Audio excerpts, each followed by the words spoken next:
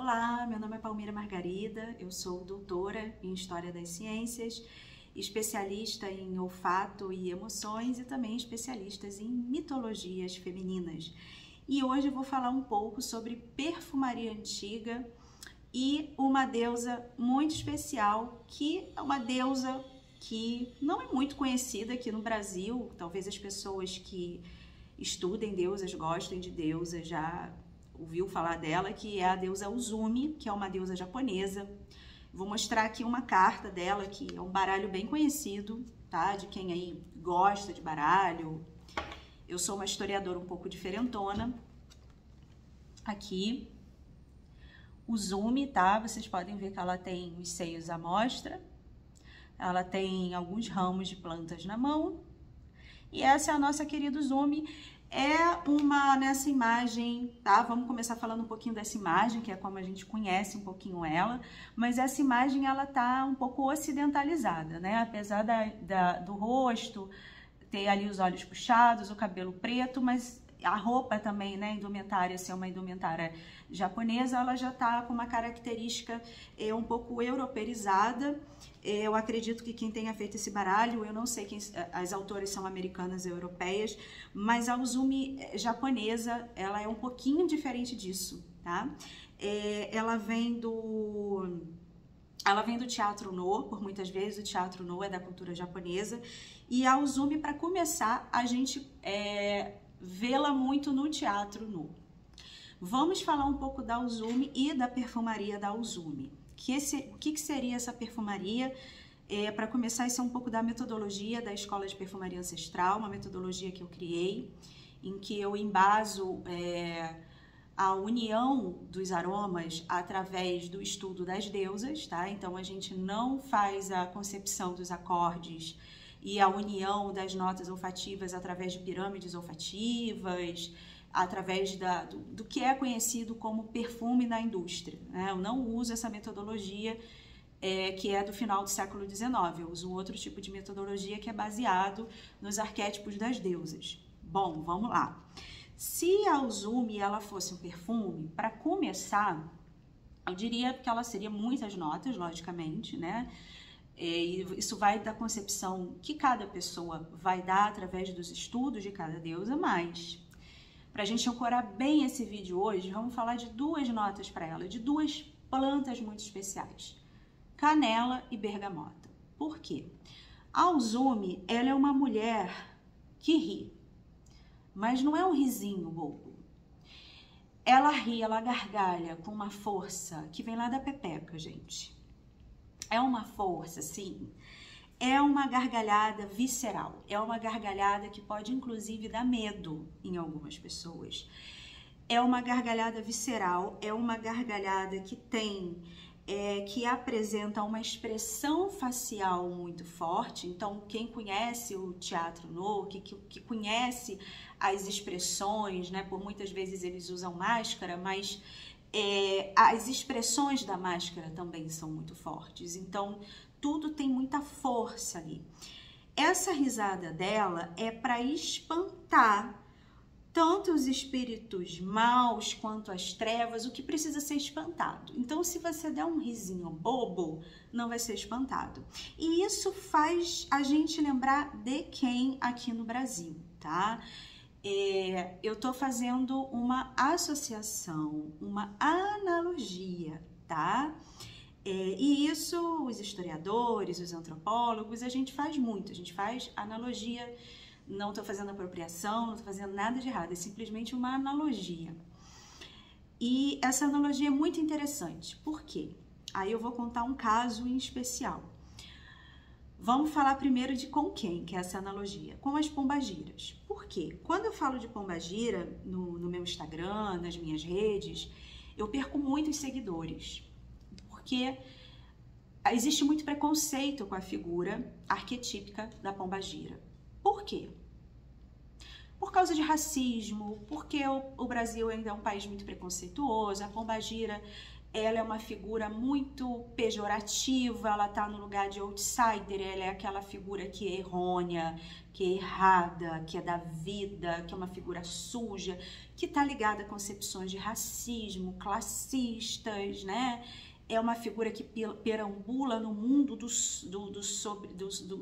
que é sujo, do submundo, né? Ali que tá ali nas encruzilhadas, digamos assim, né? Olha que interessante. E eu tô falando aqui como historiadora, tá? Vamos lembrar sempre disso.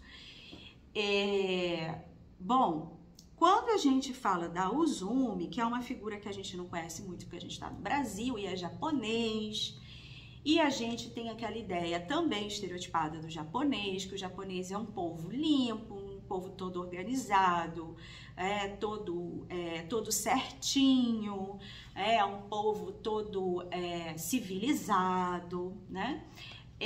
A Uzumi a Uzumi tudo bem, sendo que se a gente for ver essa criatura mais de perto, ela é muito parecida com a pombagira. Ela também é uma figura outsider, ela também é uma figura que vai perambular nos meios que não são muito, digamos, aceitáveis. Ela é uma figura que ela anda com os seios à mostra. Ela é uma figura, inclusive, que os seios dela não são considerados seios bonitos para os padrões, tá? Não é um peitinho de silicone, não.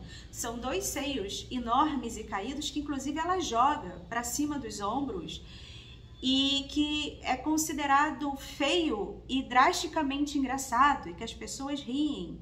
Então, ela é uma figura que as pessoas têm medo dela e, ao mesmo tempo, ela é muito engraçada. Ela é uma figura de autoridade, ela é uma espécie de bruxa, mas porque ela é uma mulher muito sábia.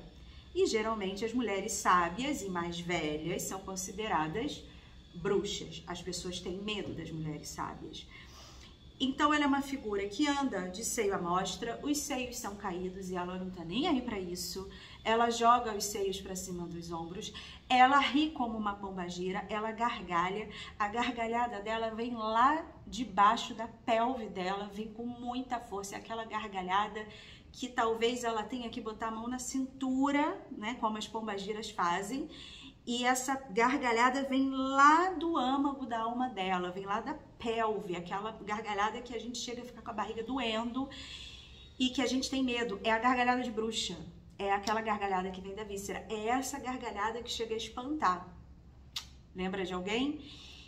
Então, são figuras muito parecidas, certo? Mas por que existem figuras tão parecidas?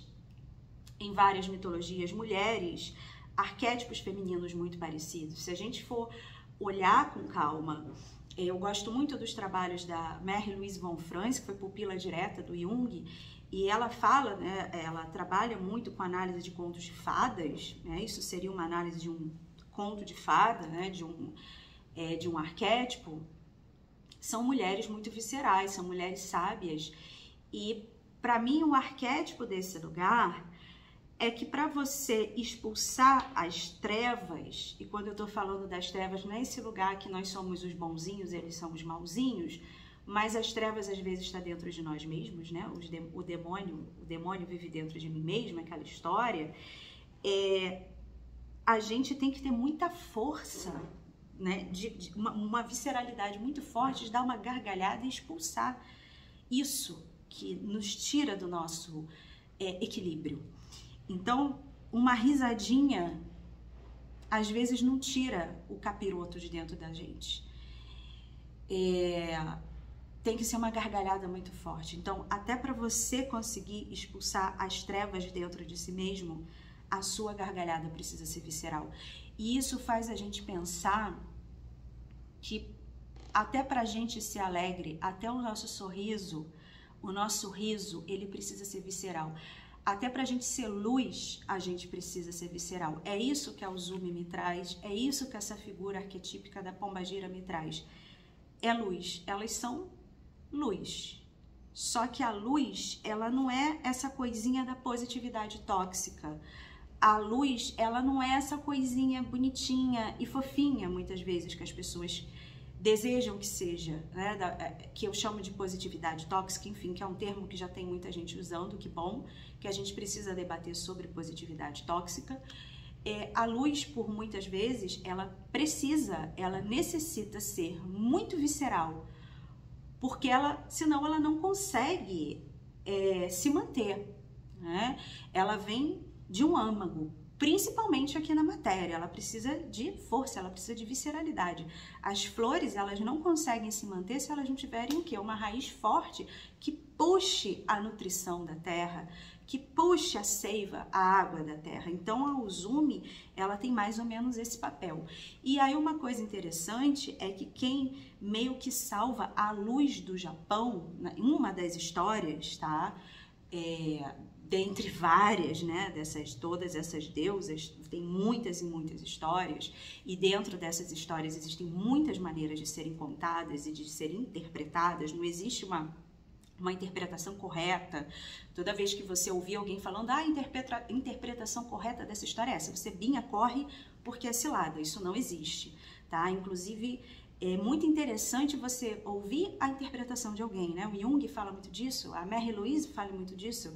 O mais interessante é você ouvir a interpretação de alguém, porque é isso que importa. Mas vamos voltar lá. O Japão, a bandeira do Japão é aquele círculo vermelho ao centro que representa o sol. E aquele sol do Japão é a deusa Amaterasu. E em um dos contos é a Uzumi que salva a deusa Amaterasu. Como? A Amaterasu, ela em algum momento, existem várias formas de contar isso, mas em algum momento ela se isola numa caverna. E a gente também tem milhares de contos de uma deusa que se isola numa caverna, né? E por quê, né? A gente pode fazer outro vídeo só disso. Ela se isola e o mundo fica sem luz. Ó, ficou sem luz o mundo, acabou luz, acabou luz. O sol foi embora, acabou a luz, ficamos todos no escuro.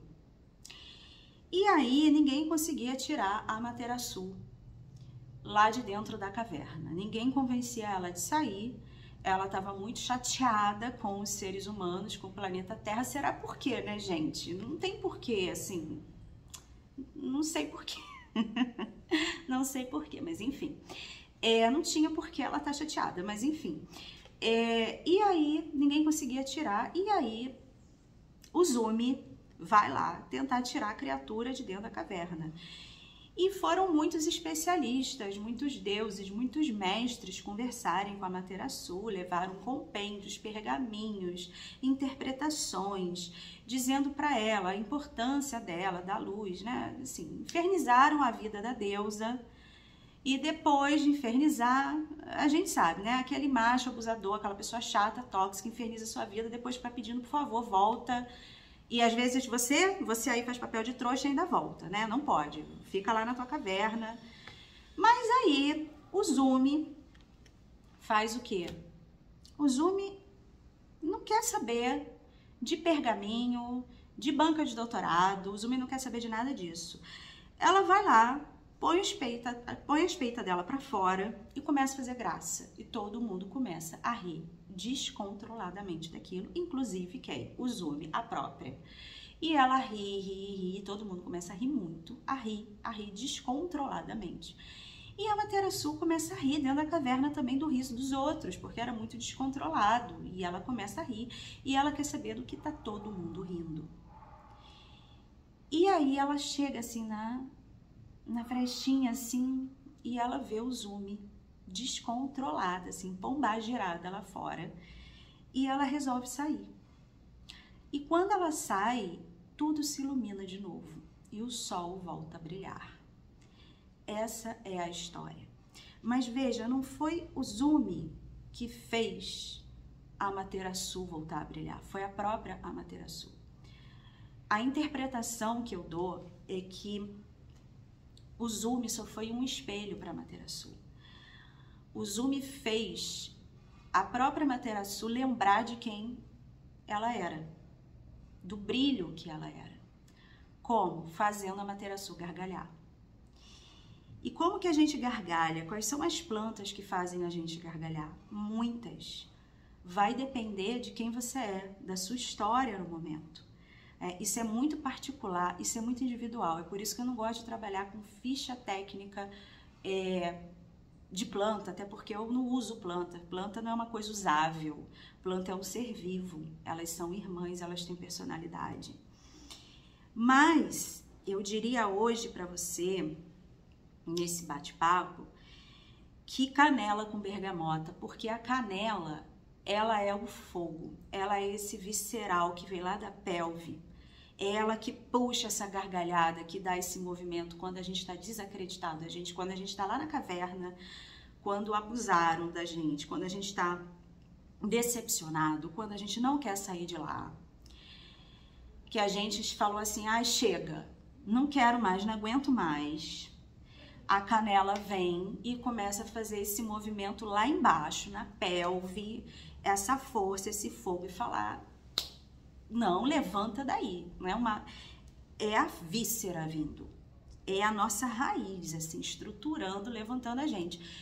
E ao mesmo tempo a bergamota é aquela que dá uma cosquinha, que vem de cima, é como se fosse o céu e a canela a terra, e elas se juntam.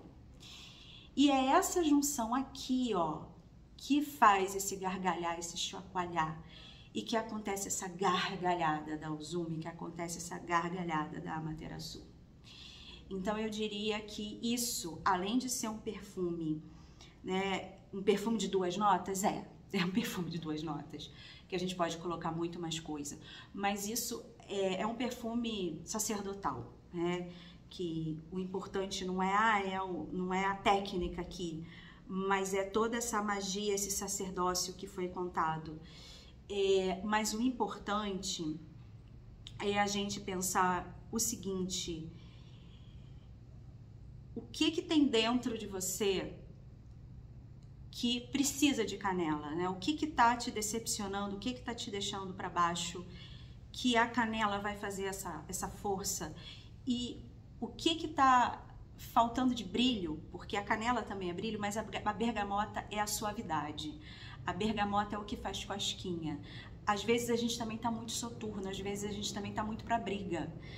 A canela também pode ser só briga. E não, a gente não quer uma canela que só briga, que é uma canela que é só Sekhmet, né, que tava aqui na minha cara, que é uma outra deusa que só briga, que é a deusa leoa do Egito, que eu tenho outro vídeo sobre ela aqui no canal. A gente também não pode ser só isso, então a bergamota traz essa suavizada de ver que a vida também essa suavidade, essa brincadeira da Uzumi. E esse perfume, ele é um perfume para prosperidade também, porque se você perceber, a Uzumi ela é muito erótica, né? É o riso, é a visceralidade, a pombagira é muito erótica. Ela é erótica porque ela quer seduzir as pessoas, não, porque quando você tá com seu poder pessoal na mão, quando você é visceral, quando você consegue rir lá pela periquita, sabe? Ninguém controla você. Você não é passível de ser domesticado. Você vai rir de alguém que tentar te prejudicar. E você vai rir com muita força, com muita visceralidade. E você vai botar seu brilho para fora, o seu sol, a sua Amaterasu para fora, e ninguém vai tirar isso de você.